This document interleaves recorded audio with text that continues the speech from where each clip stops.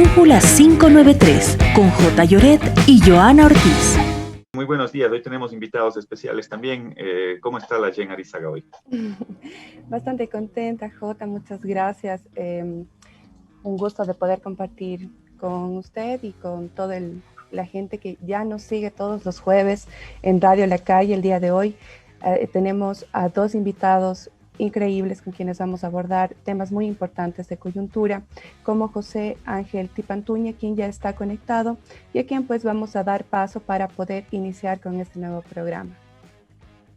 En buena hora, hoy tenemos un representante de un dirigente indígena en la provincia de Cotopaxi, con quien vamos a abordar temas de la coyuntura nacional, sobre todo los temas electorales, un poco cuál es el rol del movimiento indígena, cuál va a ser la participación en el proceso electoral. Me parece muy importante abordar ese tipo de diálogo con nuestro invitado José Ángel Tipantuña, a quien los saludamos. No sé si José Ángel está conectado ya en nuestro programa Brújula 593. Bienvenido, José Ángel, para poder compartir con ustedes en este diálogo. Muchísimas gracias. Yo de mi parte sí le escucho. Por favor, si me confirma, si me escuchan bien, por favor, porque estoy solamente desde un celular. Perdone usted. Le escuchamos claro, José Ángel. Muchas gracias.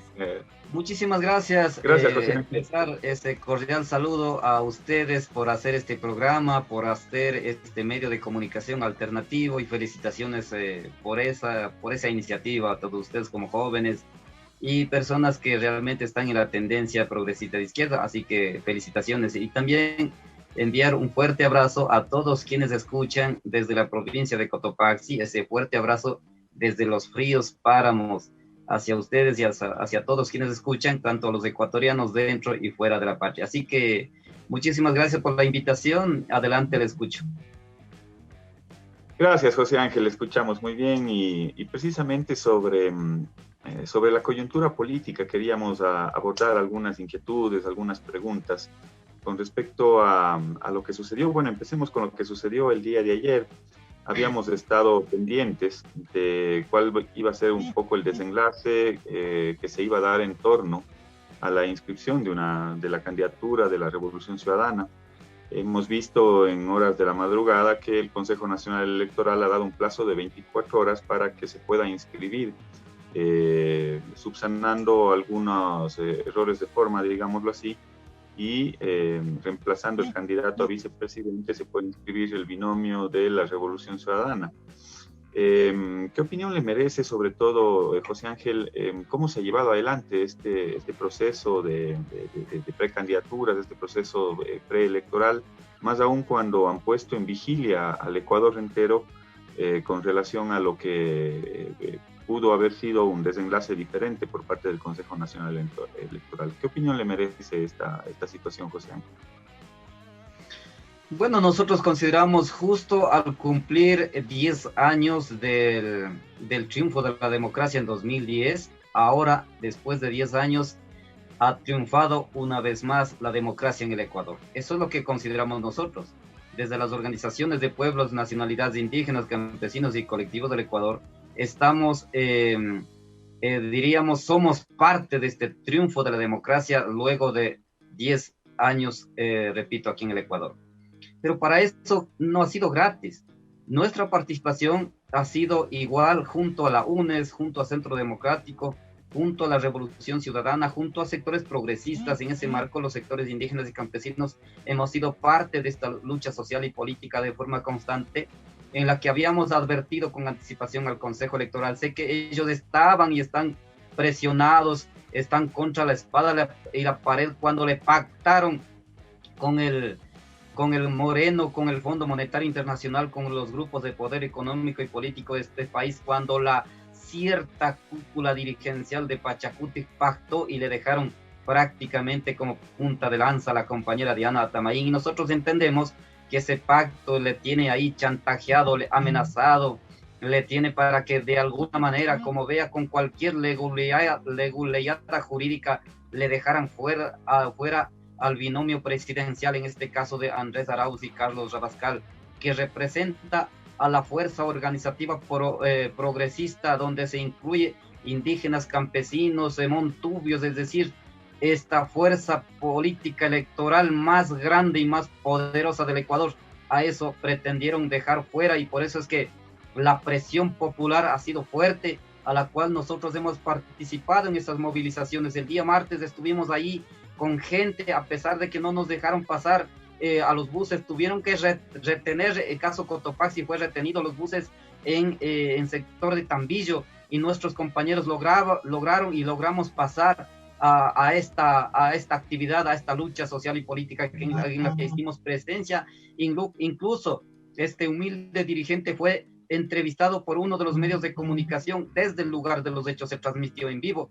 Así es que todo eso ha contribuido para que el Consejo Electoral dé fiel cumplimiento y sea transparente en cuanto a procesos de inscripción. Lo que nosotros estamos pidiendo y seguimos exigiendo es la transparencia y el cumplimiento de la norma legal como establece la Constitución, el Código de la Democracia y su reglamento, para que transparentemente sea inscrito los candidatos, que se deje de ser presionado, chantajeado por los grupos de poder económico y político de esa cúpula podredumbre de la derecha que realmente está chantajeado, porque están espantados, están asustados de que cuando llegue la revolución ciudadana con Andrés Arauz a la cabeza, sí, van a tener que nuevamente los grupos empresariales, banqueros, van a tener que pagar los impuestos, no van a ser perdonados como este gobierno, miserable de asambleístas lo perdonaron más de 4.600 millones de dólares, y mientras al pueblo ecuatoriano le tiene en la peor tragedia nacional. Así que nosotros no es que estamos contentos en este momento, no es que nos han regalado el Consejo Electoral, lo que nos ha hecho es que el pueblo ecuatoriano exijamos en las calles para que estas autoridades electorales den fiel cumplimiento y sean transparentes en el proceso electoral. Además de eso, que el día, pues hoy en la madrugada ya tenemos la noticia de que el Consejo Electoral ha calificado la candidatura de compañero Andrés Arauz, y que da plazo de 48 horas para que sea reemplazado, y que será reemplazado el compañero Carlos Rabascal. Por eso a nosotros como organizaciones indígenas, campesinos y colectivos del Ecuador, y junto a la UNES, junto al Centro Democrático, junto al pueblo, lo que nos viene la tarea es que articulemos de mejor manera, porque algún sector todavía pensaba, parece que no van a dejar a inscribir, todavía como que estaba en dudas. Ahora, compañeros, les llamamos a esos compañeros que estaban en duda, a esos grupos que todavía creían que no se iba a dar el paso, aglutinarnos, véngannos, juntémonos, hagamos más fuerza poderosa de lo que somos, para que juntos de seguro le vamos a dar una garrotiza electoral en una sola vuelta. En eso no nos vamos a cansar, los queridos compañeros. Así que eso es lo que estamos viviendo, y de seguro todavía van a seguir intentando hacer cualquier leguleyada jurídica, todavía van a pretender entorpecer este proceso electoral, a la cual solamente esa fuerza organizativa donde estemos aglutinados los pueblos seremos de capaz, repito, de dar una lección con una garrotiza electoral en el 2021. Muchas gracias, José Ángel, por ese optimismo. Lo hemos visto también el día martes, estuvimos en la capital y pudimos verles también a ustedes dentro de esta manifestación en la cual el pueblo ecuatoriano salió a las calles para que nuevamente prevalezca la democracia en el Ecuador. José Ángel, yo tengo algunas dudas con respecto a cómo está ahora el movimiento indígena, cómo se encuentra Pachacuti. Vemos cierta división, cierta fractura dentro del movimiento indígena. Por un lado, hay algunos grupos que apoyan, sobre todo localmente, al candidato Yacu Pérez, pero a nivel de cierta dirigencia, a nivel de ciertas estructuras, inclusive de base, vemos cómo de a poco se van configurando las fuerzas en torno a la candidatura de Andrés Arauz. ¿Cómo se encuentra ahorita el movimiento indígena? Bueno, mire, compañeros, quiero señalar de que lamentablemente es verdad lo que ha sufrido una lesión, una fracción, la CONAIE, el movimiento indígena Pachacuti en el Ecuador. Nosotros no somos parte. Respetamos mucho y reconocemos la existencia de la CONAIE de Pachacuti, a la cual nuestro máximo respeto. Sí, pero aquí en el Ecuador existimos otras organizaciones indígenas y campesinas. Existimos dirigentes progresistas de izquierdas desde el sector indígena. Y así que por eso que existe aquí en el Ecuador, existe la FEI, existe la Unidad Indígena Campesina, existe la Confederación Nacional de Afiliados al Seguro Social Campesino, es decir, existe otras fuerzas organizativas incluso más fuertes, más grandes, que lo que no ha hecho es un protagonismo político. Sí, entonces en ese marco nosotros vemos con mucha pena lo que ha ocurrido, porque en el movimiento indígena, en la CONAIE particularmente, lo que se veía es un candidato más sano, más progresista, diríamos, que era el compañero Leonidas Ista, pero por las propias denuncias hechas por varios dirigentes de las bases de la CONAIE, sabemos que sabría pactar el señor Yacu Pérez con la misma derecha, y eso públicamente lo sabe, y sabemos de lo que el señor se fue, en este caso, en las elecciones anteriores, se pactó con el banquero Lazo, que dijo, prefiero un banquero antes que el correísmo.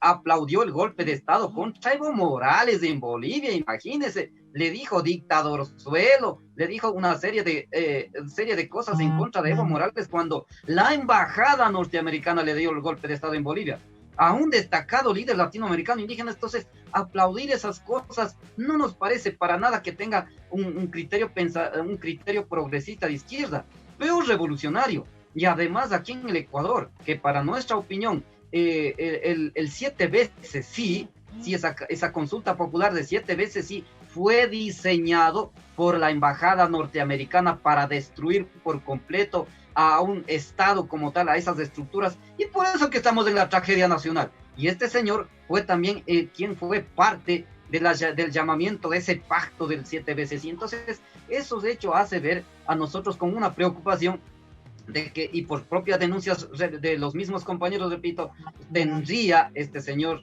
Yacu Pérez pactos con la derecha en el Ecuador, que está estrechamente vinculado con el Fondo Monetario Internacional, con la embajada norteamericana. Así que, por esos hechos, ¿qué es lo que ha pasado? Que para nuestra opinión, la mayoría de las bases de la CONAIE estaba con Leonidas Ista, y está, considero yo. Pero como cuando vieron esta candidatura se definió por Yacu Pérez, se quedó lesionado, y a la cual nosotros habíamos solidarizado, sí, porque muchísima gente quedaron con lágrimas en los ojos, con corazones partidos, al saber que han sido traicionados por una cierta cúpula dirigencial de Pachacuti, que lamentablemente han hecho eso. Entonces, esas bases, a ellos nosotros estamos haciendo un llamamiento para que, indicando que el camino correcto está aquí. Sé que nuestro binomio no es indígena, pero representa también a ese gran pueblo ecuatoriano donde estamos incluido el sector indígena. Entonces, este sector progresista de izquierda en el sector indígena, estamos apoyando a este binomio, no porque nos cae bien como candidatos, por favor, que se quede claro, sino que nosotros estamos en permanente construcción de una propuesta política desde los sectores indígenas, campesinos, pueblos y nacionalidades para entregar al candidato Andrés Arauz y su binomio Carlos Rabascal, que permita que sea incluido esta propuesta política construido desde los territorios, desde los páramos, en el nuevo programa de gobierno. Y allí lo que estamos planteando es en 3 grandes ejes: el eje político, económico y social.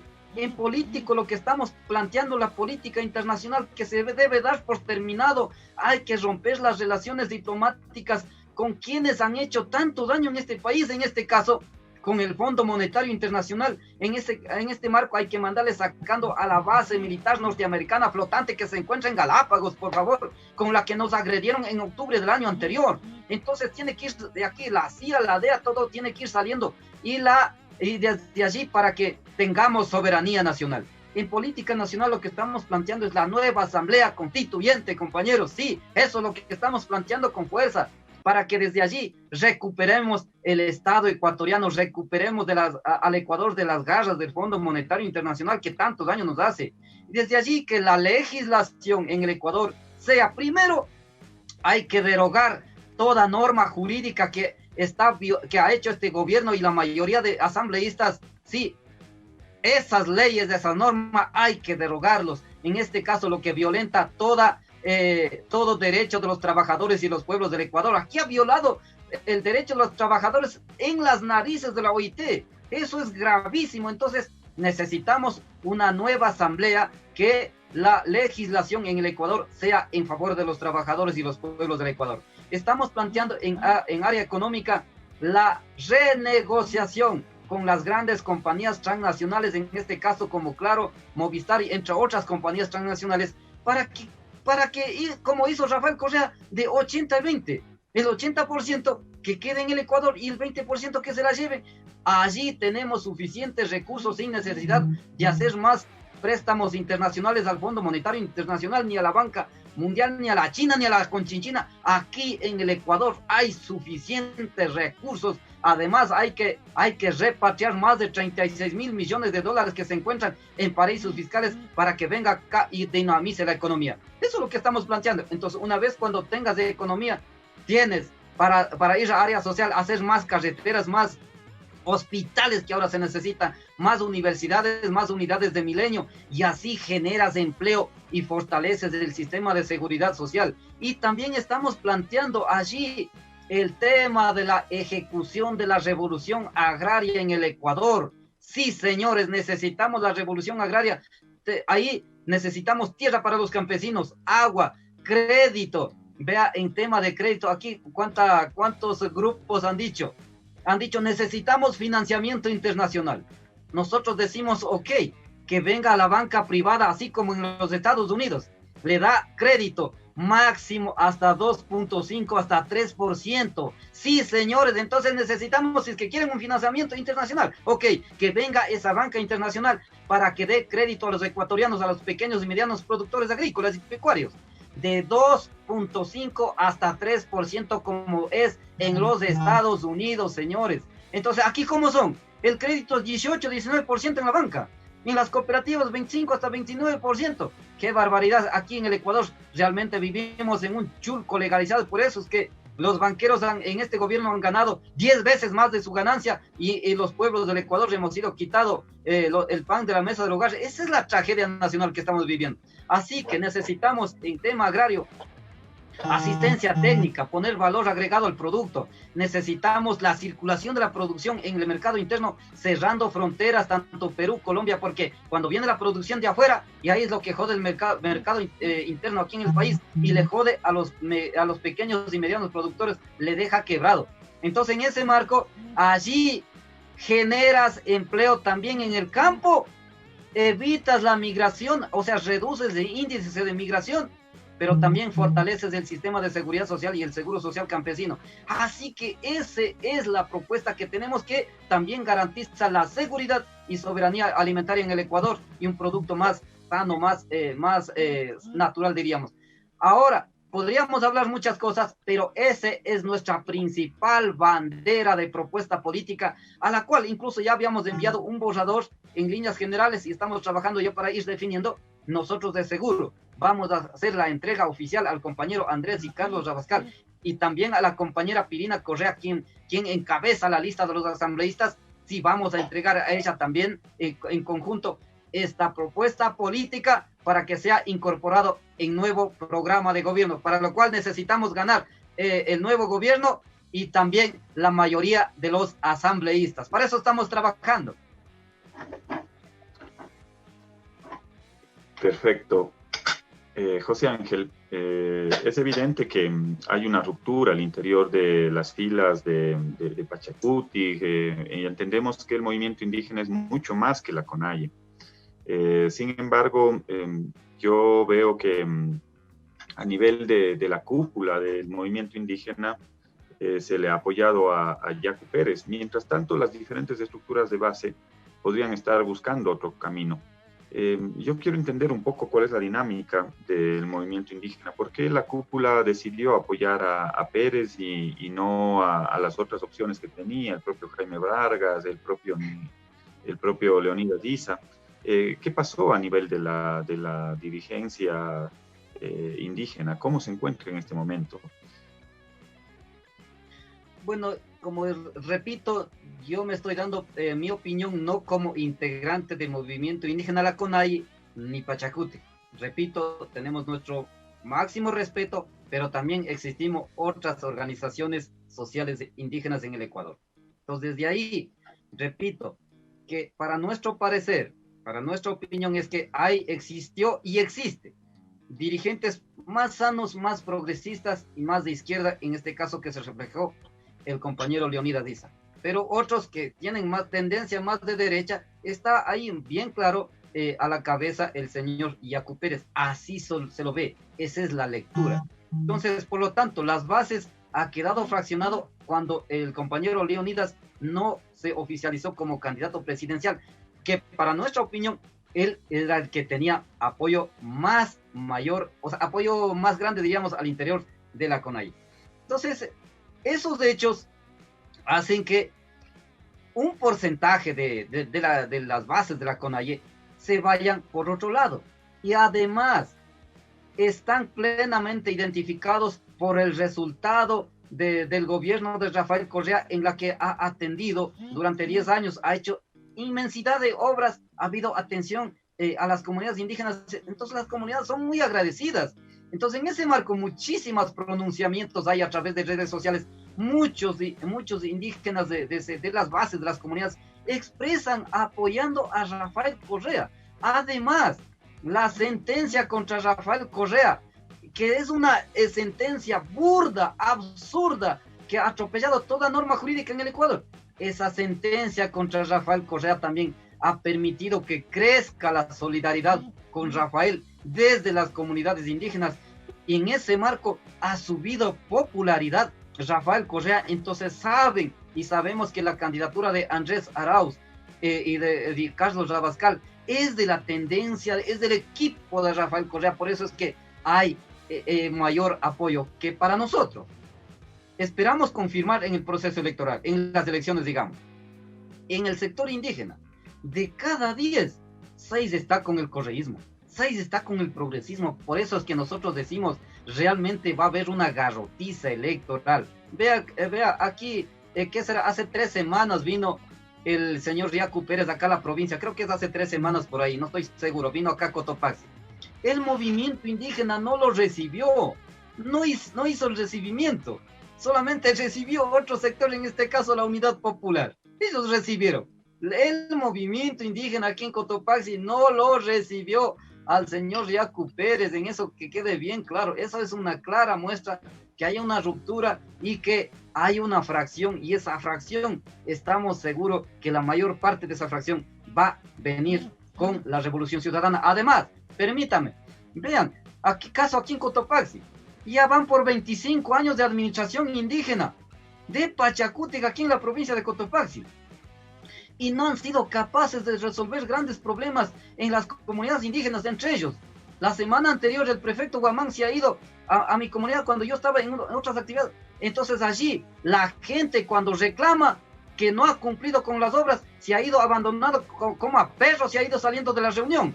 Entonces no atienden adecuadamente a las comunidades y todavía se creen dueños de los indígenas, a la cual nosotros estamos rechazando. Ya basta. No puede ser aquí en el Ecuador que por más ilustres dirigentes que sean, no pueden pretender ser dueños de los hermanos indígenas. Así que nosotros también tenemos nuestro pensamiento, y ahora somos profesionales, somos académicos indígenas, y eso queremos plasmar en los hechos para que las ideas de las bases, las propuestas políticas desde el territorio sea plasmado en un gran propuesta política en este marco que esté incluido en el programa de gobierno de Andrés Arauz. Por eso que estamos cansados. Ya basta, que son autoridades, no dan atención a las comunidades y pretenden seguir siendo como especie de dueños de los indígenas. Así que en ese marco nosotros sí rechazamos, por eso que llamamos a las bases a que aglutinemos de mejor manera para que vayamos juntos a Andrés Arauz y Carlos Rabascal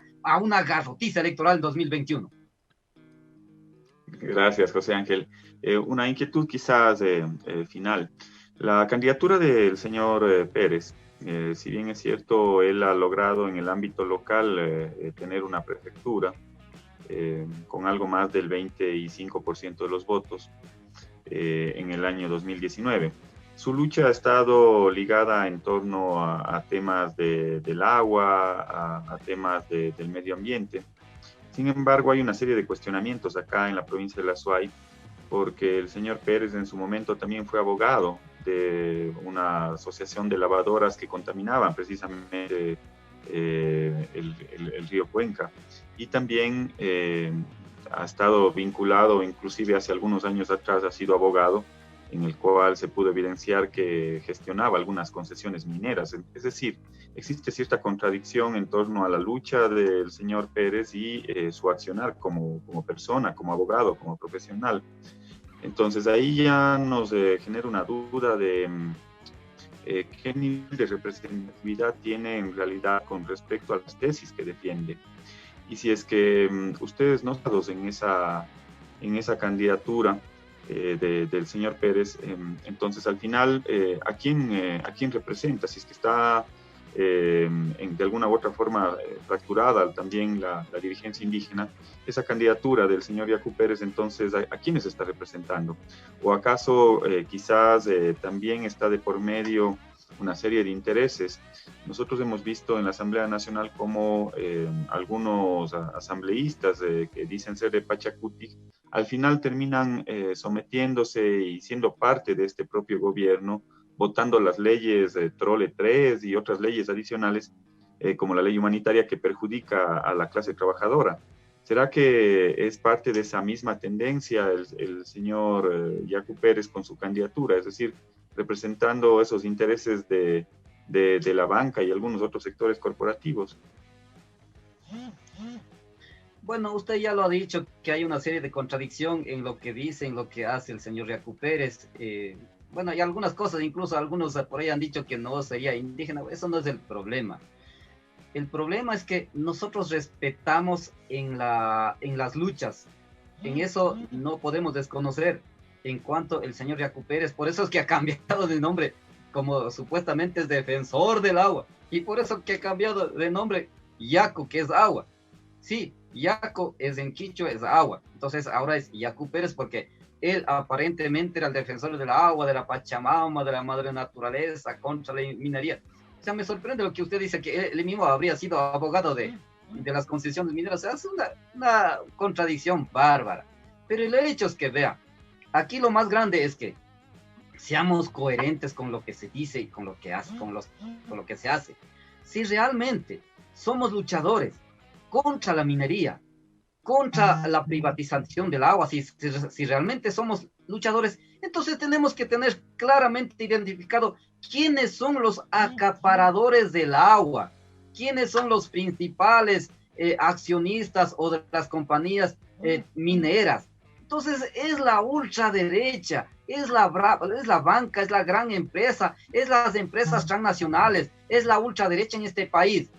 Entonces, ¿cómo es que se une con la ultraderecha de este país para el proceso electoral?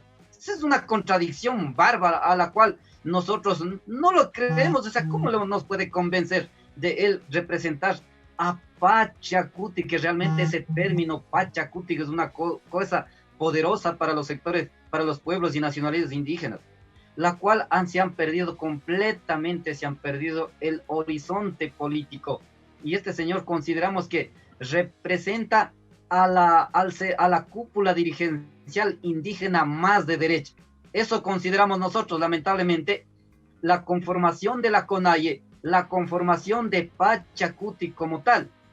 Esta cierta cúpula dirigencial se ha perdido el horizonte al pactar siempre con los banqueros, con los gobiernos de derecha. Hay un serie de documental que está saliendo de que lamentablemente siempre han terminado pactando con la derecha. Por eso es que ¿qué ha servido los grandes levantamientos? Los levantamientos, ha habido derrocamiento de gobierno y seguirle favoreciendo a los mismos oligarcas de siempre. Ya basta. Por eso decimos ya basta. Entonces nosotros requerimos ahora una nueva organización de pueblo. Listo. Queremos agradecer a José Ángel Tipantuña, un líder indígena vinculado también con los sectores de las organizaciones, sobre todo en el centro del país, en Cotopaxi, con las organizaciones inclusive del Seguro Social Campesino. Nos ha dejado su mensaje muy claro en torno hacia dónde van a ir la representación del sector indígena, sobre todo en la coyuntura electoral del 2021. Gracias, José Ángel, le mandamos un abrazo a la distancia y gracias por acompañarnos en nuestro programa Brújula 593. Estás escuchando Brújula 593 con J. Lloret y Joana Ortiz.